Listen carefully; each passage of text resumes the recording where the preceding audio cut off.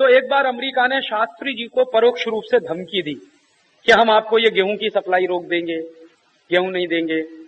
तो शास्त्री जी ने कहा ठीक है, मत दो। अमेरिका को ये उम्मीद नहीं थी कि ऐसा जवाब मिलेगा। शास्त्री जी ने कहा मत दो, हमें तुम्हारा गेहूं चाहिए भी नहीं, क्योंकि जो गेहूं अमेरिका में जानवर नहीं खाते वो भारत के लोग खाएं, ये तो हमारा अपमान है। और हम पैसा देके खरीदते हैं, कोई मुफ्त में नहीं लेते तुमसे। तो पैसे की पूरी कीमत भी दे रहे हैं गेहूं की और घटिया क्वालिटी का गेहूं हमको मिल रहा है, मत दो तुम, हमें चाहिए भी नहीं। बाद में अमेरिका ने अपने दबाव को बढ़ाने के लिए एक और बात कही। एक दिन एक अमेरिकन सेक्रेटरी ने अखबार में स्टेटमेंट दे दिया कि अगर अमेरिका की सरकार ने भारत को गेहूं बेचना बंद कर दिया तो भारत के लोग तो भूखे मर जाएंगे।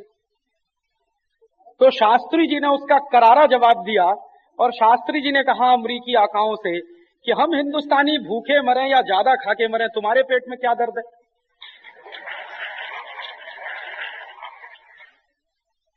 हम भूखे मरेंगे या ज्यादा खा के मरेंगे, तुम कौन होते हो ये तय करने? और उन्होंने कहा कि हम हिंदुस्तानी वैसे भी सप्ताह में 3-4 दिन तो व्रत रखते ही हैं, एक आध दिन का व्रत और बढ़ा देंगे, ये तो हमारी आदत है, हमारे संस्कार में शामिल है। हम सप्ताह में सोमवार को व्रत रख लेते हैं, शुक्रवार को व्रत रख लेते हैं, बृहस्पतिवार को भी।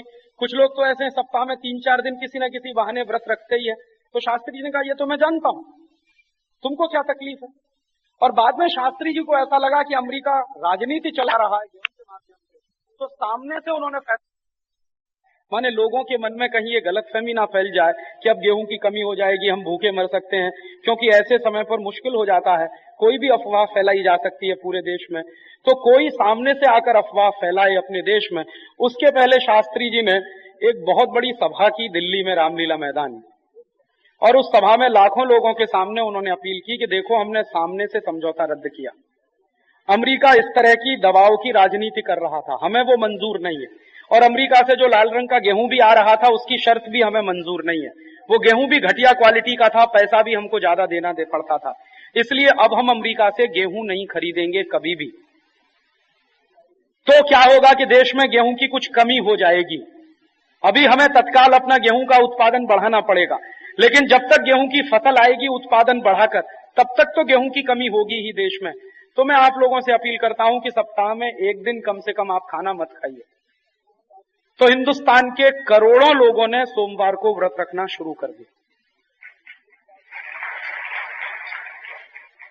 माने शास्त्री जी का कहना और हिंदुस्तान के लोगों का उनको पाठिंबा देना, ऐसे कम नेता होते हैं देश में जिनकी इस तरह की अपील पर करोड़ों लोग एक साथ समर्थन करते हैं। शास्त्री जी की उस अपील पर हिंदुस्तान के करोड़ों लोगों का समर्थन मिला। जो सभा में गए थे उन्होंने तो समर्थन किया ही, बाद में सभा के अंदर कुछ चुनिंदे वाक्य जो शास्त्री जी ने बोले थे वो बार बार रेडियो पर सुनाए गए पूरे देश में। उस समय तो टेलीविजन नहीं होता था, रेडियो था।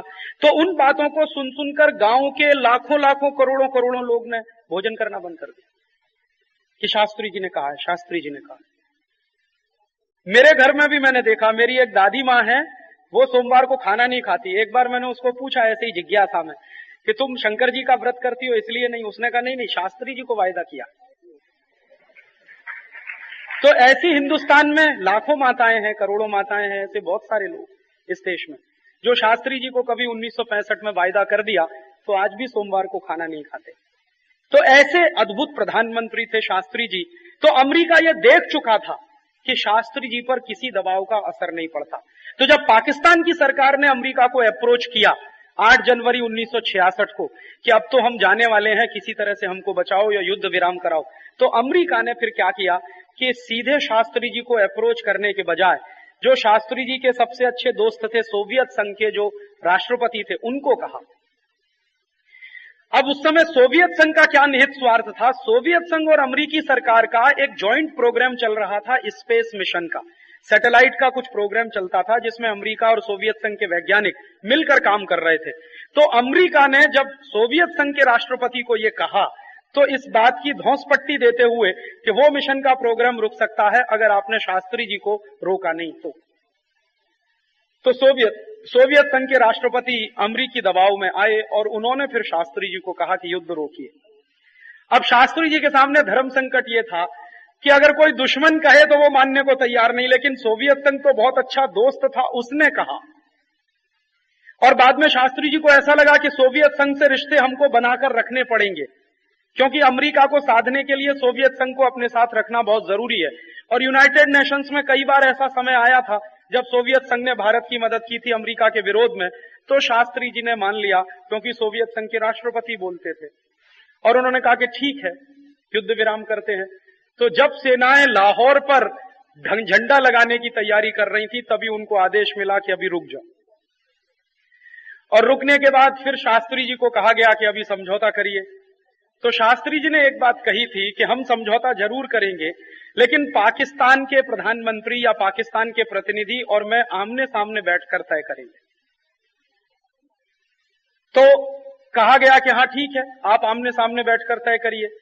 तो कहां वार्ता होगी? तो फिर ताशकंद नाम की जगह तय की गई कि ताशकंद में चलो वार्ता होगी।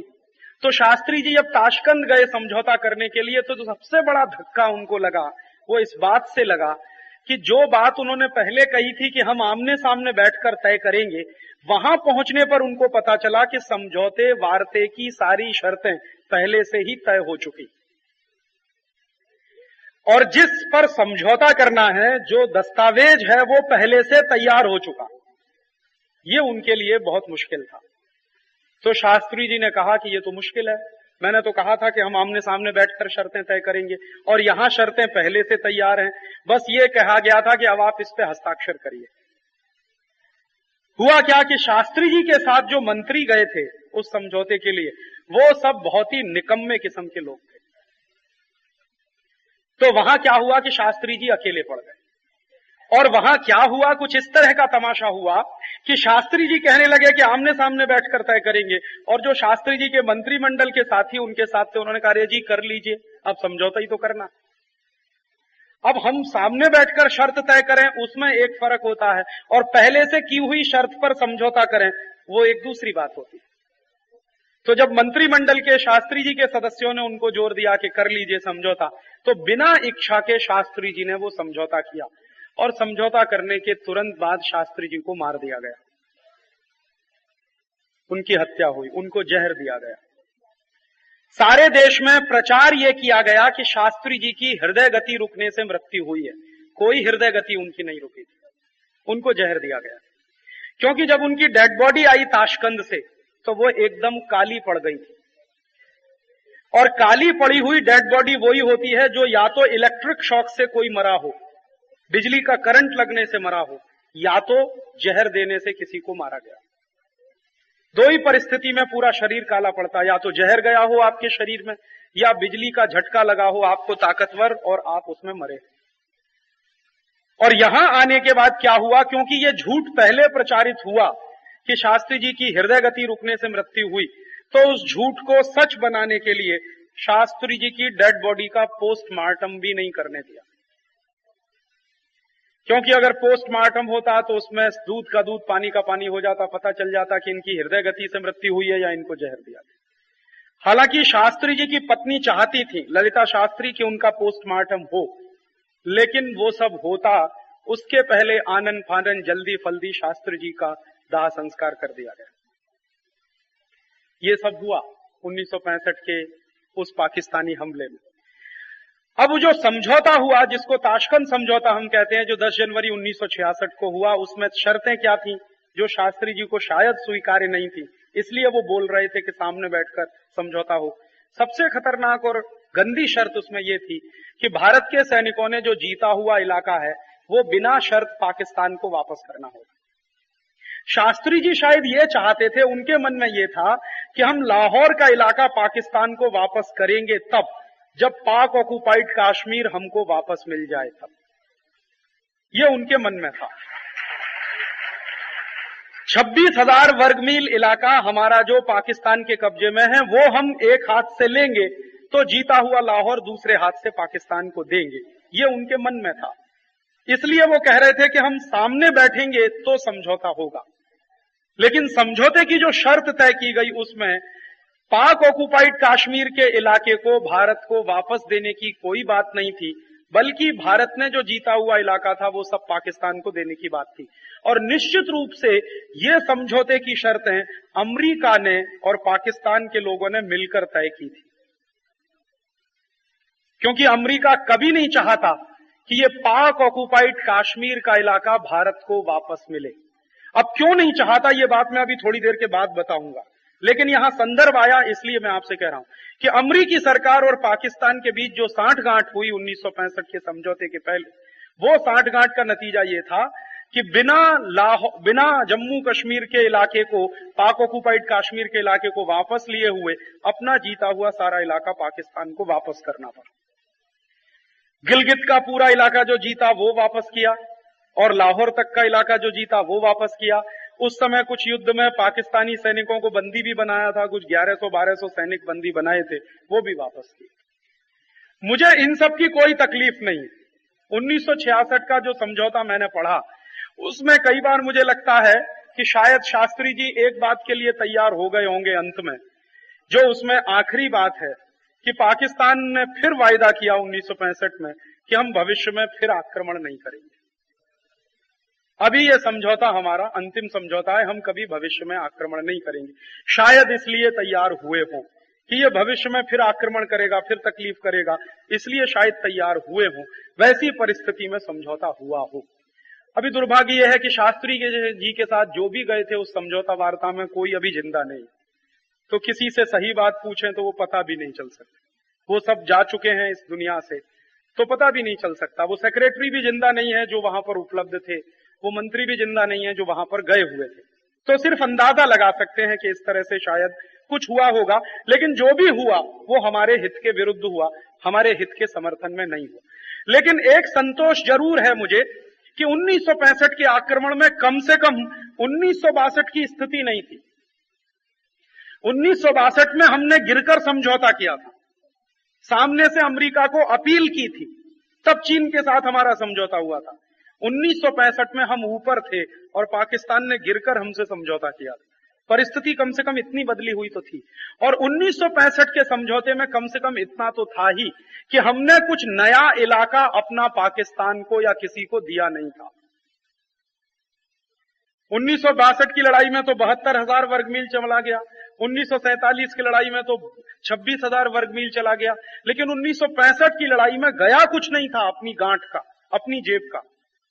हाँ, लाल बहादुर शास्त्री जी चले गए, वो सबसे बड़ा नुकसान था इस देश का। और शास्त्री जी का जाना इस देश के लिए सबसे बड़ा नुकसान मैं क्यों मानता हूं, क्योंकि मेरी अपनी मान्यता में वो 50 साल के हिंदुस्तान के इतिहास में आजादी के बाद पहले प्रधानमंत्री थे जो न भूतो न भविष्यति, माने न कभी हुए और न कभी होने की संभावना है। तो आप पूछेंगे ऐसी क्या खास बात थी उनमें? सबसे बड़ी बात थी शास्त्री जी के पूरे जीवन में वो उनकी सादगी। हिंदुस्तान के प्रधानमंत्री होते हुए भी उनके पास सिर्फ 2 जोड़े कपड़े होते थे, एक को धोना सुखाना, दूसरे को पहनना। और हिंदुस्तान के प्रधानमंत्री होने के बावजूद वो अपनी धोती को सिलकर पहन सकते थे अगर वो फट गई तो। माने उनकी धोती में अगर कहीं फट गया तो नई धोती खरीदने के बजाय उसी को सुई धागे से सिला और उसी को पहना। और जब ये सब शुरू हुआ था युद्ध 1965 में, तो युद्ध शुरू होते ही शास्त्री जी ने रेडियो पर एक भाषण दिया था हिंदुस्तान के लोगों को अपील करते हुए, और उन्होंने ये कहा था कि युद्ध शुरू हुआ है, इस युद्ध में पता नहीं देश का कितना संसाधन लगेगा, कितना पैसा लगेगा, ये भी नहीं मालूम कि ये युद्ध कब खत्म होगा, क्योंकि हमने नहीं शुरू किया है, दुश्मन ने हमारे ऊपर युद्ध थोपा है, अब उसका जवाब तो हमें देना ही है, लेकिन वीरता के पूर्वक, वीरता के साथ देना है। तो इसमें कुछ भी पैसे खर्च हो सकते हैं, संसाधन लग सकते हैं। तो लोगों से उन्होंने अपील की कि इस युद्ध में पैसा ज्यादा खर्च हो सकता है, इसलिए लोग अपने जीवन के फालतू खर्चे कटौती करें और वो खर्चों को या तो बचत के रूप में राष्ट्र के काम में लगाएं या सीधा सेना के लिए दान करें। तो उन्होंने ये अपील की कि आप अपने फालतू खर्चे कम करिए, खर्चे कम नहीं करिए, फालतू खर्चे, जो एक्स्ट्रा आपका बजट है अपने परिवार का वो कम करिए। जरूरी खर्चे तो करिए ही, लेकिन जो बेकार के खर्चे हैं जिनको आप रोक सकते हैं उन्हें कम करिए, वो देश के काम आएंगे जरूरत के समय। तो शास्त्री जी ने जब ये अपील की लोगों से कि आप अपने जीवन का एक्स्ट्रा खर्च कम करिए, तो पहले उन्होंने अपने जीवन में उसे खुद किया, तब कहा रेडियो पर। और खुद कैसे किया उन्होंने? उनके घर में एक बाई आती थी उनके कपड़े धोने के लिए और उनके कमरे की सफाई करने के लिए, पोंछा झाड़ू लगाने। उस बाई को उन्होंने कहा कि अभी तुम कल से मत आना, क्योंकि मैं अपने फालतू खर्चे कम करना चाहता हूं। तो बाई ने कहा कि आपके कपड़े कौन धोएगा, झाड़ू पोछा कौन लगाएगा? उन्होंने कहा मैं खुद करूंगा। तो हिंदुस्तान का प्रधानमंत्री अपने कपड़े खुद धोता और हिंदुस्तान का प्रधानमंत्री अपनी बैठक के कमरे में खुद झाड़ू लगाता। मैं खुद करूंगा। उनके घर में एक अध्यापक आता था उनके बेटे को पढ़ाने के लिए, अंग्रेजी पढ़ाने के लिए। उनका एक बेटा अंग्रेजी में थोड़ा कमजोर था, तो उसको पढ़ाने के लिए एक अध्यापक आता था। तो अध्यापक ने कहा एक दिन कि आपने मुझे जाने के लिए बोल दिया, क्यों? तो शास्त्री जी ने कहा मुझे खर्चे कम करने, तो तुम नहीं आना। तो उसने कहा आपका बेटा अंग्रेजी में कमजोर है, फेल हो सकता। तो शास्त्री जी ने बड़े आसानी से जवाब दिया कि हिंदुस्तान के करोड़ों बच्चे अंग्रेजी में ही फेल होते, तो मेरा बेटा भी फेल हो जाए, इसमें आपको क्या तकलीफ? बहुत सहजता से उन्होंने कहा कि करोड़ों बच्चे हिंदुस्तान के अंग्रेजी में ही फेल होते, हिंदी में थोड़ी होंगे, अंग्रेजी में ही होंगे। जब अंग्रेज हिंदी में फेल हो सकते हैं तो हिंदुस्तानी अंग्रेजी में फेल हो सकते हैं, इसमें तकलीफ की क्या बात? तो ठीक है, तुम भी नहीं आना। तो इस तरह के व्यक्ति थे, अपने खर्चे कम कहां कर रहे थे? अभी वो बीड़ी पीते नहीं थे, सिगरेट पीते नहीं थे, पान खाते नहीं थे, कुछ करते नहीं थे, और खर्चे उनके क्या थे? यही खर्चे थे, उसको भी कम किया। और आप जानते हैं कि उस समय उनकी पत्नी अक्सर बीमार रहती थी, फिर भी पत्नी को कष्ट दिया, खुद ने कष्ट सहन किया, लेकिन तो घर के खर्चे कम किए। जब शास्त्री जी की मृत्यु हुई थी तो कुछ उनके सहयोगी लोगों ने उनके ऊपर एक बार कीचड़ उछालने की कोशिश की, और इस तरह का देश में कुछ लोगों ने दुष्प्रचार किया। अब उनके नाम लेकर मैं आपका दिल दुखाना नहीं चाहता। शास्त्री जी को जो अपना विरोधी मानते थे, ऐसे भी कुछ लोग थे मंत्रिमंडल में, तो उन्होंने इस तरह का दुष्प्रचार किया कि शास्त्री जी तो दिखावा करते थे, सच्चे में तो उन्होंने करोड़ों रुपए जमा किए, बाहर से दिखावा करते थे कि उनके पास कुछ नहीं है, या वो अपने जीवन में कटौती से रहते। तो ललिता शास्त्री जी को बिल्कुल अच्छा नहीं लगा। तो जो वो कभी नहीं चाहती थी वो काम फिर उन्हें करना पड़ा। क्या काम करना पड़ा? उन्होंने हिंदुस्तान के लोगों के सामने लाल बहादुर शास्त्री जी की जो पासबुक थी उसको जाहिर किया, और उनकी पासबुक में कुछ 365 रुपए कुछ 35 पैसे निकले। तब उनके खिलाफ जो दुष्प्रचार करने वाले थे सबके मुंह बंद हुए। इस तरह के व्यक्ति थे लाल बहादुर शास्त्री। अब आप जरा कल्पना करिए कि एक भारत का प्रधानमंत्री रहा हुआ व्यक्ति, उसके पास 365 रुपए निकले। कोई सोच सकता है? यहां तो किसी म्युनिसिपल कॉरपोरेशन का नगर सेवक हो जाए, वो उसके खजाने में उसका अकाउंट खोलेंगे तो 1-8 करोड़ निकल आएगा, और कहां भारत का प्रधानमंत्री, उसके अकाउंट में 365 रुपए। ये आज हमारे लिए कल्पना से भी बाहर की बात है। हो सकता है कि आज से और 10 साल के बाद हमारी जब नई पीढ़ी जवान होगी और भ्रष्टाचार की गंगोत्री को चारों तरफ देखेगी, तो उनके लिए तो ये कोई कहानी किस्से की बात होगी कि लाल बहादुर शास्त्री जैसा एक प्रधानमंत्री भी हुआ इस देश में, जिसके पास कुछ नहीं था, अपने बैंक बैलेंस। आज हिंदुस्तान में जो नेता हैं, किसी भी पद पर हैं, कोई कल्पना नहीं कर सकता कि किसी नेता के पास कुछ भी ना हो। 10 साल बाद तो और भी मुश्किल होगा ये कल्पना करना, लेकिन वो थे, इसी जमीन के व्यक्ति थे। और जब वो गए ताशकंद समझौता करने के लिए, तो घर से निकलते निकलते उनकी पत्नी ने उनको टोका कि अब तो आप विदेश जा रहे हैं समझौता करने के लिए, कम से कम आज तो आप ये फटी हुई धोती मत पहन के जाइए, कोई नई धोती ले लीजिए।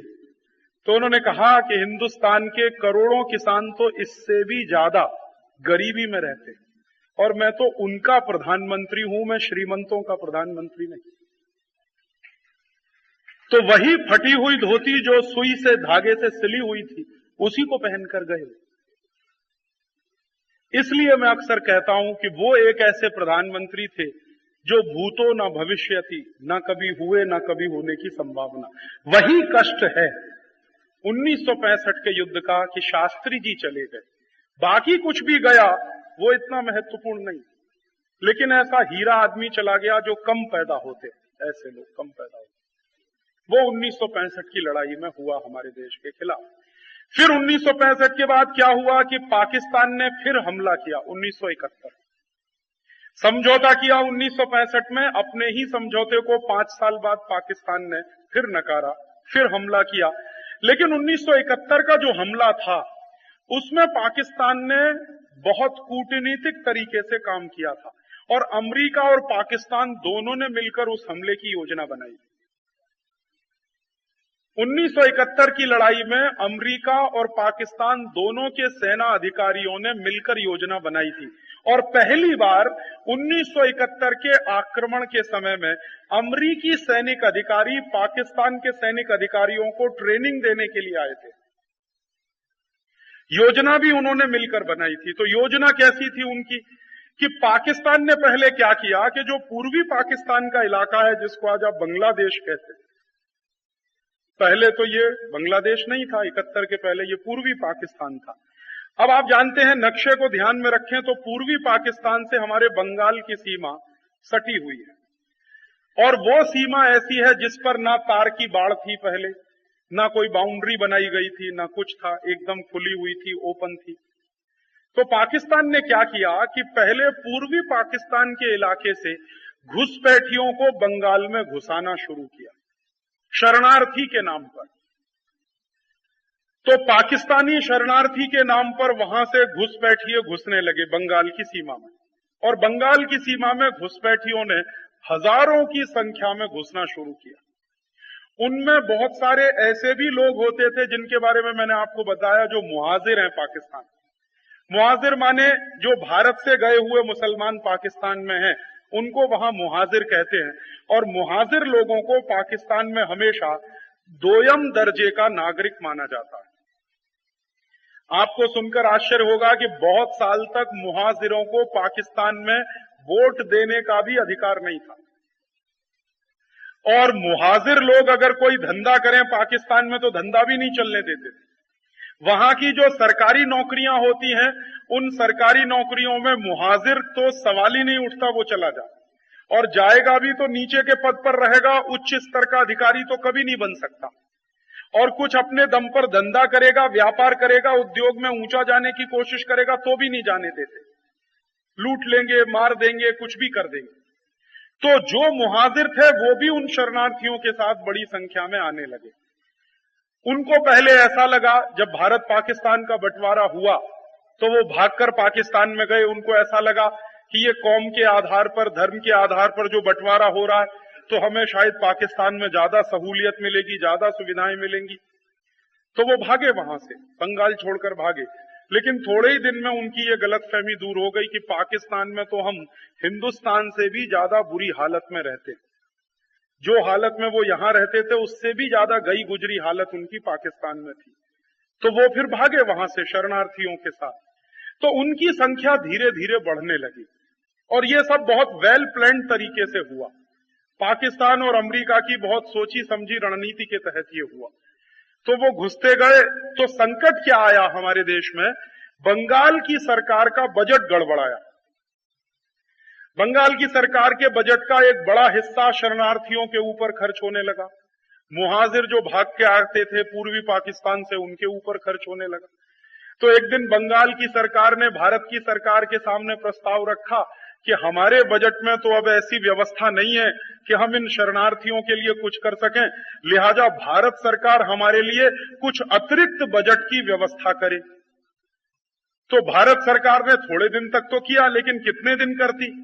तो एक दिन भारत सरकार को भी लगा, भारत सरकार की उस समय प्रधानमंत्री श्रीमती इंदिरा गांधी थी, तो उनको एक दिन लगा कि कितने दिन ये सब चलेगा। तो बंगाल की सरकार और भारत की सरकार के बीच में अक्सर इस मामले पर तनातनी होती थी। शरणार्थी आते हैं, उनके लिए पैसे की व्यवस्था, उनके खाने की व्यवस्था, रहने की व्यवस्था। अब उसका एक दूसरा भी विचित्र संकट है कि कुछ अंतर्राष्ट्रीय संधियां हमने कर रखी हैं। उनमें से एक संधि ऐसी है कि पड़ोसी देश से कोई शरणार्थी आए आपके देश में शरण मांगने के लिए, आप उसको मार भी नहीं सकते, रखना ही होगा आपको, या तो आप उसको सम्मान सहित वापस लौटा दीजिए, नहीं तो रखिए। तो ऐसी कुछ संधियों के चलते हाथ बंधे हुए थे सरकारों के। तो अक्सर भारत सरकार और बंगाल सरकार में इस बात पर कुछ न कुछ गरम गरम होता रहता था। भारत की सरकार ने फिर पाकिस्तान की सरकार से बातचीत करने की कोशिश की और इस बात के लिए बहुत सारे देशों के सामने श्रीमती इंदिरा गांधी ने प्रस्ताव भी रखे कि इसका कुछ समाधान करना पड़ेगा, नहीं तो तकलीफ हो जाएगी हमारे लिए। लेकिन अमेरिका का चूंकि इसमें पूरा साजिश थी, इसलिए दुनिया के किसी देश ने ज्यादा उस पर ध्यान नहीं दिया। श्रीमती इंदिरा गांधी ने एक बार चुनौती भी दी दुनिया के बहुत सारे देशों को कि अगर बाद में हमें कोई ड्रास्टिक एक्शन लेना पड़ा, मान लीजिए कोई कठोर कदम उठाना पड़ा, तो फिर आप मत कहिएगा कि हमने ये कठोर कदम उठाया, अभी आप या तो इस मामले को हल कराइए। लेकिन कुछ हो नहीं पाया और इस बीच में इंदिरा गांधी लगातार कोशिश करती रही। तो एक तरफ तो ये कोशिश जारी थी और अचानक से 3 दिसंबर 1971 को पाकिस्तान ने हमला बोल दिया।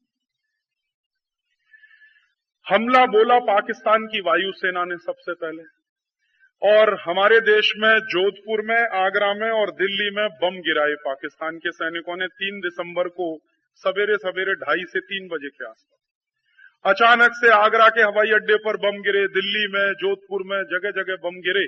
तो फिर भारतीय वायुसेनाओं को आदेश दिया गया कि अब पूरी ताकत से लड़ो, युद्ध हो गया। अंतर्राष्ट्रीय कानून की परिभाषा में अगर फ्लाइट शुरू हो लड़ाकू हवाई जहाजों की, तो मान लिया जाता है कि युद्ध शुरू हो गया। तो जैसे ही हवाई जहाज पाकिस्तान के भारतीय सीमा के अंदर आए, तो भारत ने युद्ध की घोषणा की। तो फिर भारतीय सैनिकों ने पूरी ताकत से युद्ध लड़ा। अब इस युद्ध में श्रीमती इंदिरा गांधी ने एक बहुत चतुराई का काम किया। जब उनको ये अंदाजा लग गया कि अमेरिका पूरी तरह से पाकिस्तान के समर्थन में है और जो G7 देशों का पूरा समर्थन है वो भी पाकिस्तान के ही साथ है, और अमेरिका कभी अब भारत के साथ आने वाला नहीं, कम से कम इस युद्ध में तो बिल्कुल नहीं आएगा। और श्रीमती इंदिरा गांधी को लगा कि अगर ये युद्ध लंबे समय तक चल गया तो अमेरिका जैसे देशों को चौधराहट करने का एक मौका मिल जाएगा। तो उनकी रणनीति जो उन्होंने बनाई थी वो ये कि कम से कम समय में युद्ध खत्म होना चाहिए और हमारा जो मिनिमम टारगेट है वो पूरा होना चाहिए। तो मिनिमम टारगेट क्या था? मिनिमम टारगेट ये था कि पूर्वी पाकिस्तान को अलग करवा दो और ये जो भागकर आने वाले शरणार्थी हैं इनको कहो कि तुम्हारे लिए ये अलग देश की व्यवस्था, तुम यहां रहो, कम से कम हमारी सीमा के अंदर मत घुसो। अब शेख मुजीबुर रहमान नाम के एक व्यक्ति हुआ करते थे पूर्वी पाकिस्तान में, वो चाहते भी थे बहुत पहले से। उन्होंने एक मुक्ति वाहिनी बना रखी थी, प्राइवेट उनकी आर्मी थी। तो मुक्ति वाहिनी का पूरा कैंपेन ही चलता था पूर्वी पाकिस्तान में कि हम तो अलग होंगे एक ना एक दिन, हमारा पाकिस्तानियों से कोई मेल नहीं बैठता, उनकी संस्कृति के साथ भी मेल नहीं बैठता, हम तो बंगला भाषी हैं, पाकिस्तानी तो उर्दू भाषी हैं, हमारी तहजीब बिल्कुल बंगालियों जैसी है, पाकिस्तानियों की तहजीब बिल्कुल अलग है। आप सुनेंगे तो आपको आश्चर्य हो सकता है कि बंगाल के मुसलमान तो दुर्गा की पूजा करते हैं, नवदुर्गा का उत्सव मनाते हैं। जैसे आप यहाँ नवदुर्गा सजाते हैं वैसे तो बंगाल के मुसलमान भी सजाते हैं, दुर्गा जी की मूर्ति भी रखते हैं, 9 दिन जैसे आप करते हैं वैसे वो भी करते हैं। तो पूर्वी पाकिस्तान में भी इसी तरह के उत्सव होते थे। तो उनको लगता था कि या तो हम वापस भारत में मिलेंगे, नहीं तो हमारा तो अलग राष्ट्र होगा, इस तरह का। तो शेख मुजीबुर रहमान ने 1971 के उस युद्ध में भारतीय सेनाओं का समर्थन किया और भारतीय सेनाओं ने फिर शेख मुजीबुर रहमान का समर्थन किया। भारत के लिए वो जरूरी ही था कि शेख मुजीबुर रहमान का समर्थन करके एक अलग राष्ट्र बना दिया, तो उसका नाम बांग्लादेश हुआ। ये पूरी की पूरी लड़ाई 1971 वाली 14 दिन में खत्म हो गई। 3 दिसंबर को हमला हुआ और करीब 16 दिसंबर की शाम तक एक अलग राष्ट्र बांग्लादेश बन गया। और सारी दुनिया में कूटनीतिक तरीके से इतना तेज काम किया श्रीमती इंदिरा गांधी के कुछ लोगों ने कि सारी दुनिया से अचानक से हफ्ते भर के अंदर बांग्लादेश को मान्यता भी दिलवा दी। ऐसे देशों से पहले मान्यता दिलवाई जो भारत के समर्थन में थे और धड़ धड़ मान्यता मिलती गई। बहुत थोड़े से देश रह गए G7 और अमेरिका जैसे, तो बाद में वो कुछ कर नहीं पाए क्योंकि अकेले पड़ गए। और जब ये 14 दिन के अंदर युद्ध खत्म हुआ तो अमेरिका को इस बात का अंदाजा नहीं हुआ कि भारतीय सेना इतनी जल्दी युद्ध खत्म करेगी। तो अमेरिका के राष्ट्रपति ने बाकायदा घोषणा की थी, आप में से बहुत लोग शायद जानते भी होंगे, अमेरिकन सेनेट में प्रस्ताव भी पारित हुआ था। अमेरिकन कांग्रेस माने अमेरिका की जो राज्यसभा है, सेनेट, वहां प्रस्ताव भी पारित हुआ था कि अमेरिका की सेना पाकिस्तान के समर्थन में लड़ने के लिए भारत जाएगी। और अमेरिका ने अपना 7वां बेड़ा रवाना भी किया था। 7th फ्लीट एक अमेरिका की सेना का एक बड़ा हिस्सा है, उसका नाम है 7th फ्लीट। उसमें कुछ 1500 सैनिक होते हैं।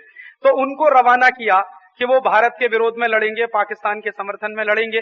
श्रीमती गांधी को ये मालूम था कि ये सब कुछ न कुछ होगा, इसलिए 14 दिन में लड़ाई खत्म की। जब तक अमेरिकी सेना आती युद्ध लड़ने के लिए, तब तक तो सब कुछ हो गया था। बांग्लादेश भी अलग हो गया था। और बांग्लादेश ही अलग नहीं हुआ था, अमेरिकी सैनिकों की हताशा और बढ़ी जब पाकिस्तान के 94,000 सैनिकों ने समर्पण कर दिया।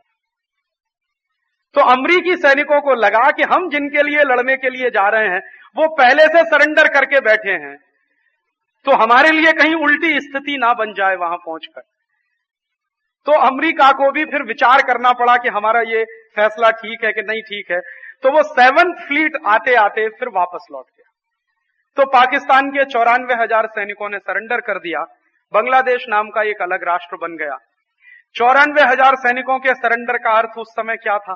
पाकिस्तान की सेना की कुल ताकत उस समय 2 लाख जवान की थी, उसमें से 94,000 ने सरेंडर किया। आज पाकिस्तान की सेना की ताकत 4.5 लाख की है, 4.5 लाख जवान है पाकिस्तान की सेना में, लेकिन 1970-71 में तो 2 लाख थे लगभग। तो 2 लाख जवान की सेना में 94,000 ने सरेंडर किया, माने आधी सेना पाकिस्तान की हमारे कब्जे में थी। और उन सबको युद्धबंदी बनाकर भारत में लाया गया। फिर अमेरिका को लगा कि उसकी तो सारी योजनाएं फेल हो गई। तब अमेरिका ने फिर एक कूटनीतिक प्रयास शुरू किया कि चलो भारत सरकार से फिर समझौता करो। पाकिस्तान सरकार, भारत सरकार फिर समझौता करे। यूनाइटेड नेशंस में फिर तमाशा हुआ, G7 के सामने फिर तमाशा हुआ। G7 देशों ने कहना शुरू किया कि तुमको कर्ज नहीं देंगे भारत सरकार को, आपको समझौता करना पड़ेगा, ये करना पड़ेगा, वो करना पड़ेगा। तो भारत की सरकार कुछ दिनों तक तो टालती रही, लेकिन फिर मुश्किल हो गई, क्योंकि अमेरिका कूटनीति में बहुत माहिर है, दुनिया के सभी देशों का समर्थन कई बार वो डरा धमका के भी लेता है, गैर वैधानिक तरीके से भी ले लेता है। तो उसी चक्कर में फिर भारत की सरकार ने वो पाकिस्तान को वापस किया। और जो सैनिक आए थे पाकिस्तान के 94,000, शिमला समझौते की पूर्व शर्त के अनुसार उसको भी वापस किया। 94,000 पाकिस्तान के सैनिक वापस गए यहां से, और जमीन जो जीती थी वो भी वापस गई। जो एक जीती हुई जमीन का बड़ा हिस्सा था तो वो तो बांग्लादेश बन गया, उसके वापस जाने का प्रश्न नहीं था। लेकिन भारत के सैनिकों ने छम्ब का पूरा इलाका जीत लिया था 71 के युद्ध में, वो छम्ब का पूरा इलाका पाकिस्तान को वापस किया। फिर पाकिस्तान ने वायदा किया कि हम कभी भविष्य में आपके ऊपर हमला नहीं करेंगे। 1947 में किया, फिर 1965 में किया, फिर 1971 में किया। और 1971 में जब कहा कि हम कभी भविष्य में हमला नहीं करेंगे, जब भी जरूरत पड़ेगी दोनों देश आपस में बातचीत करके कोई भी मामले का फैसला करेंगे, फिर पाकिस्तान ने अपने ही कहे हुए को फिर तोड़ा। कब? 1987 में, जब राजीव गांधी भारत के प्रधानमंत्री बने। राजीव गांधी जब भारत के प्रधानमंत्री बने तो अचानक से बेनजीर भुट्टो ने एक दिन पाकिस्तानी सैनिकों को आदेश दिया हमला करने का। राजीव गांधी को पहले पता चल गया कि हमला होने की संभावना है, क्योंकि गतिविधि बढ़ गई थी। तो उन्होंने भारतीय सेनाओं को भी आदेश दिया और भारतीय सैनिक 30,000 की संख्या में जम्मू कश्मीर इलाके में इकट्ठे हो गए। तो पाकिस्तानी सैनिकों को लगा कि हमारी योजना फेल हो गई, क्योंकि उनको ऐसा लगता था कि भारतीय सेनाओं को पता न चले और हमला करें। वैसी उनकी कोशिश थी, लेकिन वो हो नहीं पाया। राजीव गांधी ने जब पूरी संख्या में वहां सैनिकों को एकत्रित करा दिया और तैनात करा दिया, तो पाकिस्तान ने हमला करते करते अपने आप को रोका। और फिर क्या हुआ? फिर राजीव गांधी बेनजीर भुट्टो में समझौता। फिर 1987 में पाकिस्तान ने कहा कि हम कभी भविष्य में हमला नहीं करेंगे। फिर वो 1997 का, वो 87 का किया हुआ प्रस्ताव पाकिस्तान ने अभी तोड़ा। और अभी क्या था कि हमला करने के पहले पाकिस्तान ने समझौता किया था लाहौर, और ऐसे ही 87 में हुआ था, हमला करने के पहले समझौता, हमला होने के पहले समझौता। उसके पहले के समझौते जो थे वो हमले के बाद के थे। पिछले 15-20 साल में जो 2 समझौते हुए वो हमले के पूर्व हुए। तो दोनों समझौते हुए और उसमें कहा कि हम तो कभी हमला नहीं करेंगे, लेकिन फिर हमला किया। लाहौर समझौते में तय करने के बाद भी हमला किया, और 87 में राजीव गांधी के साथ हमला करते करते रुक गया। ये है पाकिस्तान का चरित्र।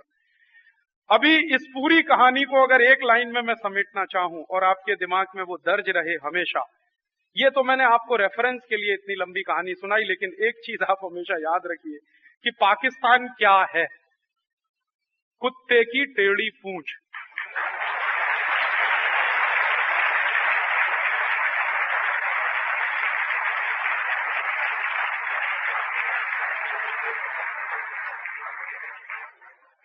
अगर कुत्ते की टेढ़ी पूंछ को 20 साल भी पत्थर के नीचे आप दबा के रखिए तो भी वो सीधी नहीं होती। उसको चाहे जितना खींच खींच के सीधा करने की कोशिश करिए, वो हमेशा टेढ़ी ही होती है। कभी भी आप उसको चाहे जितना तेल लगाकर सीधा करिए, चाहे किसी एपरेटस से सीधा करिए, चाहे जिस टेक्नोलॉजी से इंजेक्शन लगा के सीधा करिए, कभी सीधी नहीं होती। वो ही है पाकिस्तान। हाँ,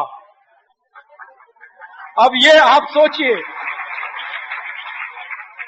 कि उसका क्या किया जाए कि जो सीधा ही नहीं होता तो फिर उसके साथ कुछ और दूसरा तय करना पड़े, तो उसके बारे में सोचना चाहिए हम सबको गंभीर।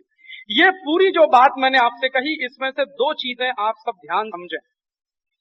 हमारे देश के खिलाफ पाकिस्तान ये जो सब करता है वो कैसे करता? अभी पाकिस्तान के एक बहुत बड़े संपादक हिंदुस्तान आए थे, उनका नाम था नजम सेठी। उनका दिल्ली में एक बड़ा भाषण हुआ।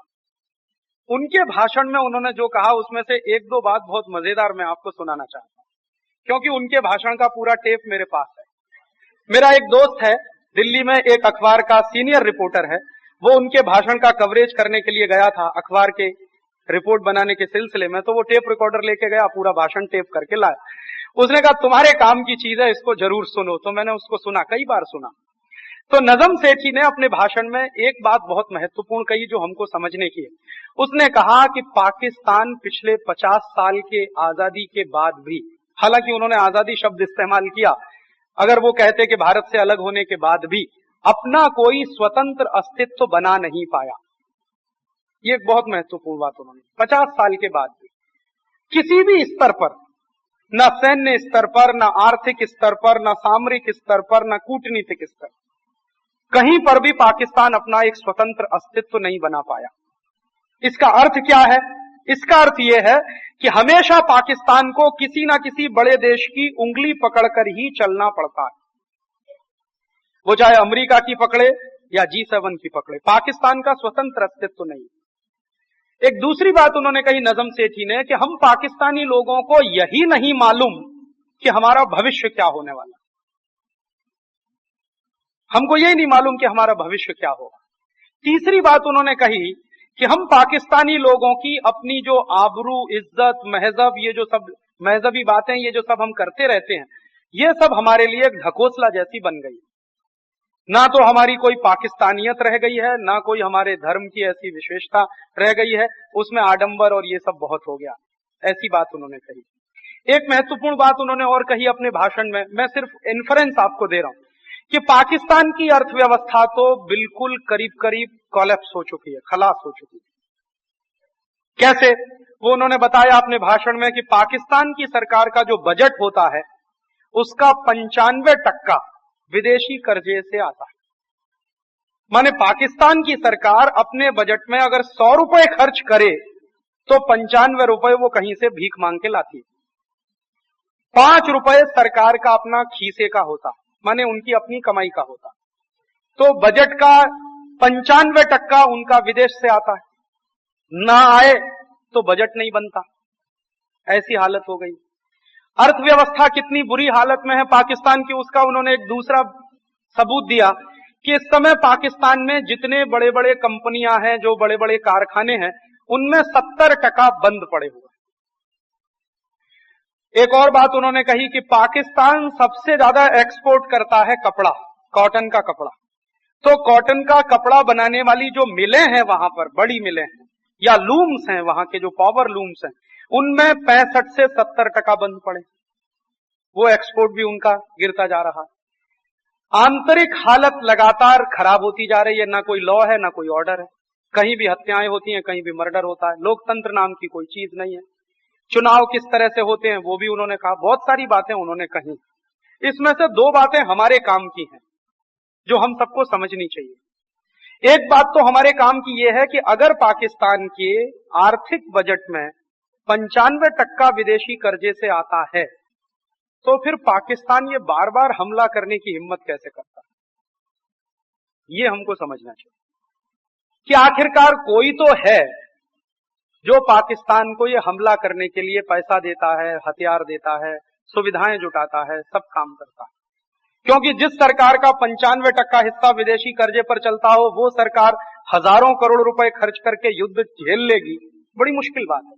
हमारी सरकार को 1500 करोड़ लग गया इस युद्ध में, जबकि हमने हमला नहीं किया, हम डिफेंसिव थे, हम सिर्फ अपनी सीमा के अंदर आए हुए घुसपैठियों को बाहर निकालने के काम में थे, तब हमें 1500 करोड़ लगा।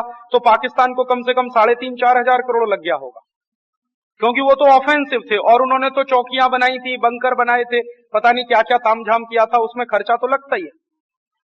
तो हमेशा 3-4 हजार करोड़ रुपए का खर्च, और ऐसा बार बार होने वाला खर्च जिस देश की आर्थिक हालत इतनी खराब हो चुकी हो, गरीबी, बेकारी, भूखमरी की इतनी बुरी हालत है। नजम सेठी नहीं कहा कि हर साल हजारों लोग भूख से मर जाते हैं, उसका कुछ गिनती नहीं होती पाकिस्तान। कब कराची में दंगा हो जाएगा, कब इस्लामाबाद में दंगा हो जाएगा, कुछ उसका भरोसा नहीं। तो ऐसी हालत में अगर कोई राष्ट्र पड़ा हुआ हो, वो भारत जैसे राष्ट्र पर बार बार हमला करे, भारत से तुलना में पाकिस्तान की कैसे करता हूं, पाकिस्तान की आबादी 17 करोड़ की, हमारी आबादी 100 करोड़ की। पाकिस्तान की आबादी का तो हमारे देश में एक प्रदेश है, उत्तर प्रदेश, और जितना उनका इलाका है, जितना उनका क्षेत्रफल है पाकिस्तान का, अगर पाक ऑक्युपाइड कश्मीर को निकाल दिया जाए, 26,000 वर्ग मील जो हमारा है, वो बात ही है ही नहीं पाकिस्तान का, तो पाकिस्तान का अपना जो ओरिजिनल क्षेत्रफल है वो करीब करीब उत्तर प्रदेश के ही बराबर, इससे बड़ा नहीं। तो हमारे देश के एक प्रदेश के मुकाबले का राष्ट्र, हमसे कई गुना छोटा आबादी में, हमसे कई गुना छोटा बजट में, हमसे कई गुना छोटा जीडीपी में, हमारा जो जीडीपी है और पाकिस्तान का जीडीपी है, जमीन आसमान का फर्क, कहीं टिकता ही नहीं है वो। तो ऐसा छोटा राष्ट्र, इतना कमजोर राष्ट्र, आर्थिक रूप से, सामरिक रूप से, और सामरिक रूप से कितना कमजोर है पाकिस्तान। एक बार मेरे एक मित्र हैं जो आर्मी में रह चुके हैं, दिल्ली में एक बार मैं उनसे चर्चा करता था, मैंने उनको पूछा कि मान लो कल्पना करो कि हम सब हिंदुस्तानी आर्मी को एक मिशन पे लगाएं कि पाकिस्तान पे कब्जा करो, तो कितने दिन लगेंगे? तो उन्होंने कहा, राजीव भाई, अगर पूरे आर्मी को हम इस तरह से कहें कि हमारी जो पाकिस्तान से सीमा रेखा है, पूरी सीमा रेखा पर एक साथ अगर युद्ध शुरू करें हम, तो पाकिस्तान की सेनाओं में इतनी भी ताकत नहीं है कि वो 4-5 दिन टिक सके। आप ध्यान दीजिए वो क्या कह रहे हैं। अगर पूरी सीमा रेखा पर एक साथ युद्ध शुरू हो जाए पाकिस्तान के खिलाफ, तो 4-5 दिन भी नहीं लगेंगे उनको सरेंडर करने। ये उनकी ताकत है। युद्ध कैसे होता है? पाकिस्तान चतुराई के साथ पूरी सीमा रेखा पर कभी युद्ध नहीं करता। आप ध्यान लीजिए, एक छोटे से सेक्टर में युद्ध करेगा। अभी जैसे कारगिल है, बटालिक है, द्रास सेक्टर है, ये कोई बहुत बड़ा सेक्टर नहीं है, उसमें युद्ध करेगा, या कहीं और राजस्थान के इलाके में करेगा, या कहीं और करेगा। एक साथ पूरी सीमा रेखा पर युद्ध करने की हिम्मत भी नहीं है उनकी, क्योंकि उनकी इतनी तैयारी भी नहीं। तो वो कह रहे थे कि एक साथ अगर पूरी सीमा रेखा पर युद्ध हो जाए तो 4-5 दिन में उनको सरेंडर करना पड़ सकता है। तो इतनी उनकी सामरिक शक्ति है। तो आखिरकार फिर पाकिस्तान को क्यों ऐसी बदहवासी है कि वो बार बार हमला करता है, बार बार हमला करता है, और कोई तो है जो उसको हमला करने में बार बार मदद करता है, पैसे के रूप में, हथियार के रूप में, बाकी रूप में। जो देश पाकिस्तान को सबसे ज्यादा मदद करता है हथियार के रूप में, पैसे के रूप में, उसका नाम है अमेरिका। और ये अमेरिका नाम का ही देश है जो पाकिस्तान को हमेशा उकसाता रहता है भारत के खिलाफ हमला करने की। क्यों? अब मैं जो पहले बात कह रहा था कि अमेरिका कभी नहीं चाहता कि पाक ऑक्युपाइड कश्मीर का इलाका भारत में वापस जाए। अमेरिका की प्लानिंग क्या है कि ये पाक ऑक्युपाइड कश्मीर का जो इलाका है, ये सामरिक दृष्टि से बहुत महत्वपूर्ण इलाका है। अमेरिका ये चाहता है कि अमेरिकी सैनिक अड्डे वहां पर बन जाए। आप जानते हैं कि दुनिया के कई देशों में अमेरिका के सैनिक अड्डे हैं। अफगानिस्तान में है, फिलीपींस में है, कोरिया में है, जापान में है, लैटिन अमेरिका के कई देशों में है, अफ्रीका के कई देशों में। तो कई देशों में अमेरिका के सैनिक अड्डे हैं और कई जगह अमेरिका के सैनिक मिसाइल लगाकर बैठे हुए। अमेरिका वही चाहता है कि ये जो पाक ऑक्युपाइड कश्मीर का इलाका है, यहां पर भी अमेरिका के सैनिक अड्डे बन जाएं। और अमेरिका की एक दूसरी कोशिश भी है कि ये जम्मू कश्मीर नाम का इलाका भारत से अलग हो जाए, पाकिस्तान के पास भी ना जाए, वो एक स्वतंत्र राष्ट्र बने, ताकि अमेरिका उसको अपने प्रभाव में लेकर अपने सैनिक अड्डे वहां पर स्थापित कर ले। अमेरिका को क्या स्वार्थ है यहां सैनिक अड्डे बनाने के लिए? यहां अगर सैनिक अड्डे अमेरिका के बन जाएं तो अमेरिका को अपने दो दुश्मन से लड़ाई करने में बहुत सुविधा हो सकती है, एक रूस, दूसरा चीन। तो रूस और चीन नाम के दो देश हैं जो आज से नहीं 50 साल से अमेरिका के साथ दुश्मनी में हैं। रूस की ताकत अभी कुछ कम हुई है पिछले कुछ वर्षों में, लेकिन चीन की ताकत तो लगातार बढ़ रही है पिछले कई वर्षों। तो चीन से अमेरिका को बहुत खतरा। तो चीन को वो साध सकता है अमेरिका, और अमेरिका की एक मजबूरी है कि अगर कभी चीन के साथ आमने सामने उनकी टक्कर हो गई, जैसी की संभावना है ताइवान के सवाल पर, कभी भी अमेरिका और चीन में युद्ध हो सकता है। ताइवान का प्रश्न अब इतना बड़ा प्रश्न बन गया है, अमेरिका चाहता है कि ताइवान विदेशी प्रभाव में रहे, यूरोप के प्रभाव में रहे, अमेरिका के प्रभाव में रहे, और चीन चाहता है कि ये ताइवान हमारे कब्जे में आए। तो उस मुद्दे पर हमला हो सकता है, कभी भी हो सकता है। अगले महीने भर में हो जाए, 2 महीने में हो जाए, तो आप इसको आश्चर्य मत कहिएगा, कभी भी हो सकता है। तो ये ताइवान के प्रश्न पर अमेरिका क्या चाहता है कि अगर हमला हुआ चीन के साथ और कभी आमने सामने की लड़ाई लड़नी पड़ी, तो अमेरिकी सैनिक जो हैं वायुसेना के, और अमेरिका के जो वायुसेना के लड़ाकू विमान हैं, उनमें ईंधन भरना पड़ेगा कहीं ना कहीं एक जगह उतरकर। सीधे अमेरिका से आकर चीन पर हमला करने के पहले कहीं ना कहीं उन हवाई जहाजों को ईंधन लेने के लिए उतरना पड़ेगा। क्यों ऐसा क्यों होता है? आप जानते हैं कि ये जो हवाई जहाज होते हैं लड़ाकू, इनमें ईंधन बहुत जलता है और इनका टैंक इतना बड़ा नहीं होता कि इसमें हमेशा के लिए ईंधन भरा जाए। कुछ जहाज तो ऐसे होते हैं कि 4-5 घंटे में उनको ऑपरेशन करके उतरना ही पड़ता है, उनका ईंधन खत्म हो चुका होता मात्र 4-5 घंटे में। तो बड़े पैमाने पर ईंधन जलता है इन हवाई जहाजों में, लड़ाकू जहाजों में। तो अमेरिका को ऐसी कोई सेफ जगह चाहिए जहां उनके हवाई जहाज उतर सकें, ईंधन भर सकें और फिर बदले में चीन के ऊपर हमला कर सकें। ये अमेरिका का निहित स्वार्थ है। इसलिए 50 साल से अमेरिका ये पाक अधिकृत कश्मीर के प्रश्न को हल नहीं होने देता। यूनाइटेड नेशंस में लटका के रखा उसने। हालांकि अमेरिका इसी तरह के प्रश्नों को अगर कहीं दूसरे देश में देखे तो तुरंत हल कराता है उनको। जैसे मैं आपको एक उदाहरण दूं, एक बार सऊदी अरब का इलाका कुछ कुवैत ने ले लिया और एक बार कुवैत का कुछ इलाका इराक ने ले लिया, सद्दाम हुसैन ने। और आपको याद है कि जैसे ही सद्दाम हुसैन ने कुवैत का कुछ इलाका कब्जे में किया, तुरंत अमेरिका ने सद्दाम हुसैन के ऊपर हमला किया। क्या बोलकर कि कुवैत का इलाका कुवैत की राष्ट्रीय संपत्ति है, वहां की राष्ट्रीय सार्वभौमत्व के खिलाफ है कि इराक वहां पर कब्जा करे। तुरंत इराक पर हमला करके कुवैत का वो इलाका छुड़ाया। तो हमारा इलाका भी पाकिस्तान के कब्जे में है, अमेरिका कभी पाकिस्तान पे हमला नहीं करता। इसकी आप देखिए, कई लोगों को यह गलतफहमी है कि इराक वाले मुसलमान हैं तो पाकिस्तानी भी तो मुसलमान। तो अमेरिका पाकिस्तान पे हमला नहीं करता ठीक उसी काम के लिए जिस काम के लिए वो इराक पर हमला करता। कि कुवैत का कुछ इलाका अगर इराक के कब्जे में चला गया तो अमेरिका को खतरा महसूस होने लगा, तो इराक पर बमबारी करके वो इलाका वापस छुड़ा दिया।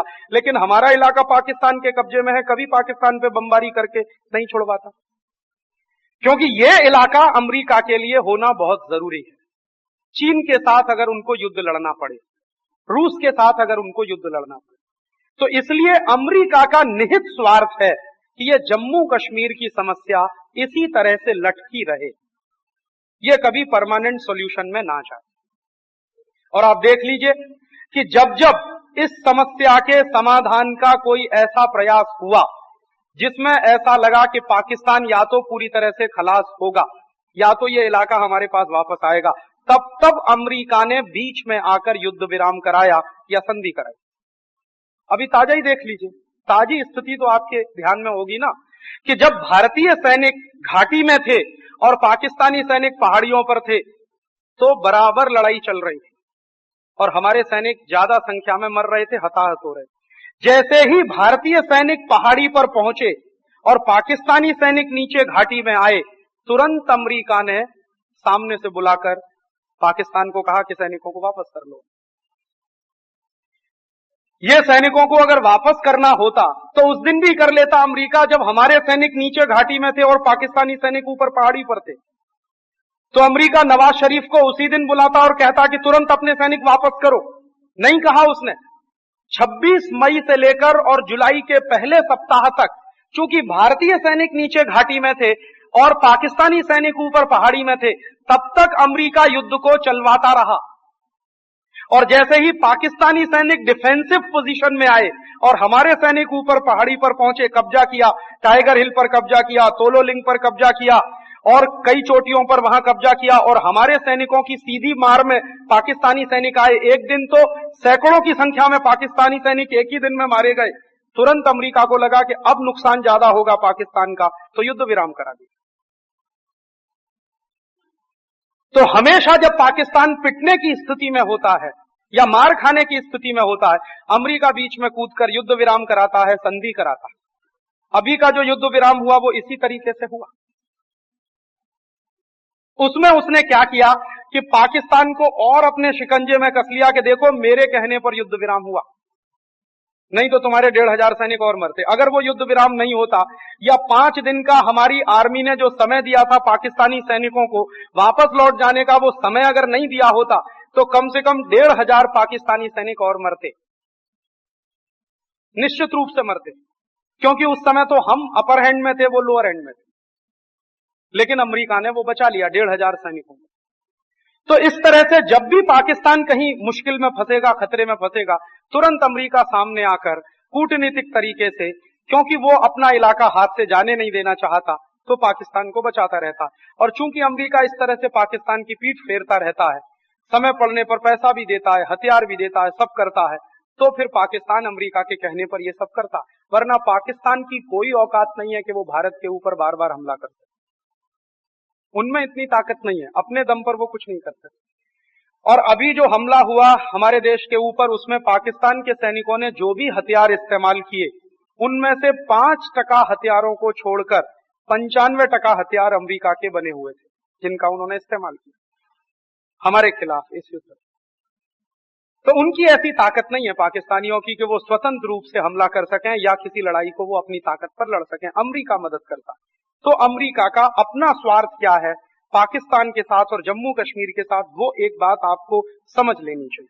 और एक दूसरी बात मैं आपको और समझाना चाहता हूं कि अगर ये बात हमको समझ में आती है कि पाकिस्तान हमारा दुश्मन है और पाकिस्तान का दोस्त अमेरिका है, तो हमको ये समझ लेना चाहिए कि अमेरिका हमारा कौन है।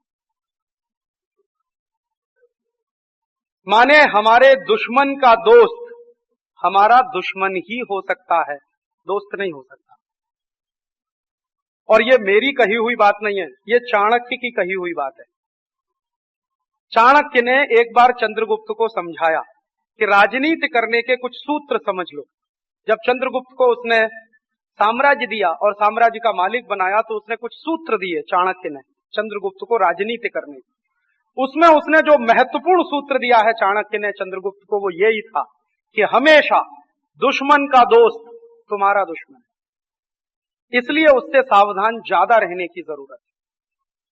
क्योंकि कई बार ऐसा लगता है कि दुश्मन से हम हमेशा सावधान रहते हैं, लेकिन जो दुश्मन का दोस्त है उससे हम कई बार असावधान भी हो जाते हैं, क्योंकि हमको लगता नहीं कि ये हमारा दुश्मन है, और वो ज्यादा बड़ा खतरा पैदा करता है। ऐसे ही उसने कुछ और 2-3 सूत्र दिए थे चंद्रगुप्त को। आज समय है, मौका है, इसलिए मैं आपको कह देता हूं। चंद्रगुप्त को चाणक्य ने एक और सूत्र दिया कि देखो, अच्छा राज्य चलाने के लिए कभी भी जनता पर ज्यादा टैक्स नहीं लगाना। राज्य को अच्छे तरीके से चलाना हो तो जनता पर टैक्स कम से कम रखना, व्यापार पर टैक्स कम से कम रखना। अगर तुमको ज्यादा पैसे की जरूरत है खजाने के लिए तो व्यापार को 2 गुना बढ़ाना, टैक्स उतना ही रखना। तो व्यापार अगर 2 गुना बढ़ा तो टैक्स तुमको अपने आप ज्यादा मिलेगा, तो टैक्स ज्यादा मत रखना। एक बात और कही उसने बहुत गंभीर, जो आज के विषय के हिसाब से, आज के समय के हिसाब से बहुत महत्वपूर्ण है हमारे देश के लिए। उसने कहा कि देखो, प्रधानमंत्री का पद, सेना के सेनापति का पद और गुप्तचर सेना के प्रधान का पद, ये 3 पद की बात उसने कही है। फिर मैं कह रहा हूं, प्रधानमंत्री का पद माने तुम्हारे राज्य का जो मुख्य मंत्री होगा, जो प्रधानमंत्री होगा, उसका पद, सेना के सेनापति का पद और तुम्हारी गुप्तचर संस्थाओं का जो मुख्य व्यक्ति है उसका पद किसी भी ऐसे व्यक्ति के हाथ में मत देना जिसकी पत्नी विदेशी हो।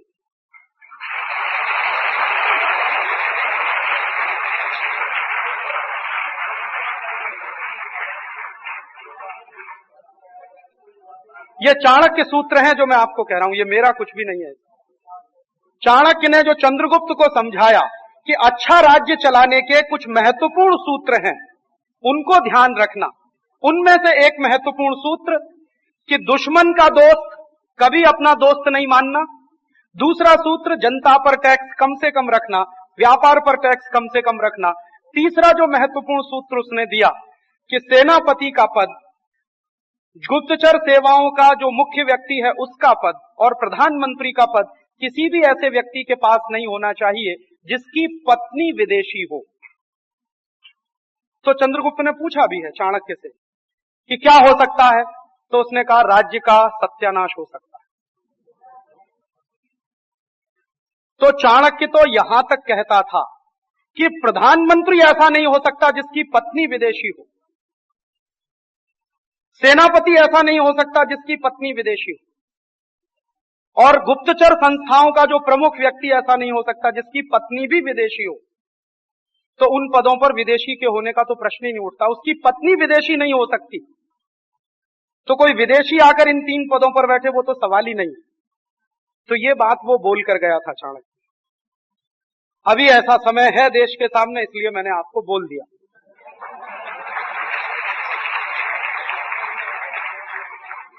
और ये बात आप हमेशा अपने ध्यान में रखिए कि देश की सुरक्षा व्यवस्था और देश की आर्थिक व्यवस्था संभालने वाले जो महत्वपूर्ण पद होते हैं, उनके बारे में क्या नीति होती है हमारे देश में। आज से नहीं, चाणक्य का समय तो आज से कई 100 साल पुराना है, कोई आज का समय नहीं।